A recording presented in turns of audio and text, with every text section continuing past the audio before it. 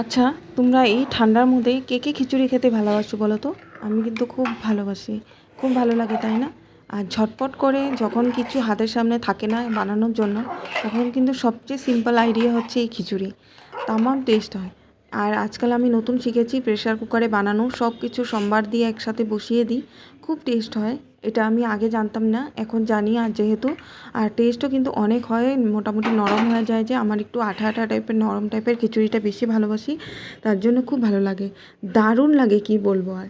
তো পিকনিক যেহেতু, পিকনিক বলে সিনেমা দেখতে গিয়েছিলাম, দেখতেই পেয়েছিলে। তারপর বাড়িতে এসে আর কি বানাবো, মাথা সাথা তো পুরো ব্যথা হয়ে গিয়েছিলো, তার জন্য আর শর্টকাটের মধ্যে খিচুড়ি বানিয়ে নিয়েছিলাম। খুব টেস্টি হয়েছিল, ঘি দিয়ে দিয়েছিলাম লাস্টে। তারপর পাঁপড় ভেজে নিয়েছিলাম। পাঁপড় আর খিচুড়ি দিয়ে আমাদের রাত্রটা খুব সুন্দরভাবে খাওয়া দাওয়া করে মানে কেটে গেল আর কি। তো বাই বাই এখন। আশা করি ভালো লাগে তোমাদের ভিডিওটা।